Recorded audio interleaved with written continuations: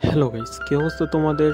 আশা করি সবাই আল্লাহ তাআলার রহমতে ভালো আছো। আজ আমি আলোচনা করব এক অসাধারণ রোমান্টিক ও ঐতিহাসিক এনিমের নামটা হচ্ছে তাইশো এরা কন্ট্রাক্ট ম্যারেজ নিয়ে। চলো শুরু করা যাক। গল্পের শুরুতে দেখা যায় একটি যুবতী মেয়েকে জোর করে এক ব্যক্তি কোথাও নিয়ে যাওয়ার চেষ্টা করছে। ঠিক তখনই আরেকটি সাহসী মেয়ে এসে সেই লোকটিকে থামিয়ে দেয়। সে বলে, আমার বোনকে কোথায় নিয়ে যাচ্ছ?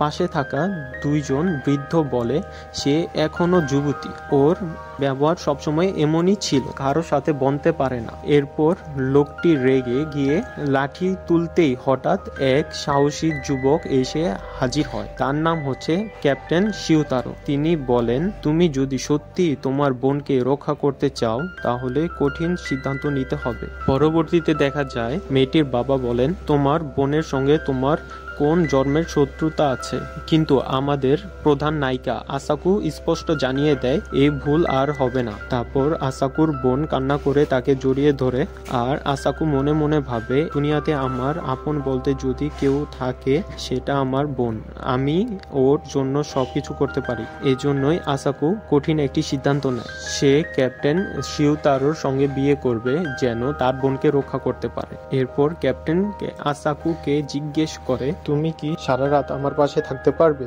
আসাকু দৃঢ়ভাবে বলে, অবশ্যই পারবো। ক্যাপ্টেন এরপর বলে, তোমার বোনের বদলে তুমি কি আমার সন্তানের মা হবে? পরের দিন ক্যাপ্টেন আসাকুর মা বাবার সামনে বিয়ের প্রস্তাব দেয় এবং তারাও সম্মতি দেয়। আসাকুর বোন তার প্রিয় হেয়ার ক্লিপটি আসাকুকে দিতে চায়, কিন্তু আসাকু নিতে চায় না। তখনই তার বোন আবেগে জড়িয়ে ধরে।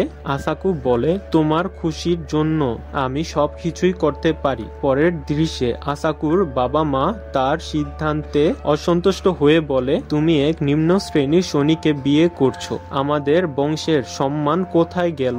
এই কথা শুনে আসাকু দুর্বল হয়ে পড়ে, কিন্তু ক্যাপ্টেন শিউতারো তৎক্ষণাৎ তাকে ধরে ফেলে এবং বলে, আমার স্ত্রীর সঙ্গে কেউ খারাপ ব্যবহার করবে, আমি তা সহ্য করব না। তারপর তিনি সবাইকে চুপ করিয়ে দিয়ে বলে, আসাকুর বাবা মা বলে, এই বাসা থেকে তাদেরকে বের করে দাও যারা সম্মান দিতে জানে না। তাইশো এরা কন্ট্রাক্ট ম্যারেজ এনিমেটি শুধু একটি প্রেমের গল্প নয়, একটি সাহস, আত্মত্যাগ ও পরিবারের জন্য লড়াইয়ের গল্প। যদি গল্পটি ভালো লেগে থাকে তাহলে লাইক, কমেন্ট, সাবস্ক্রাইব করতে ভুলো না।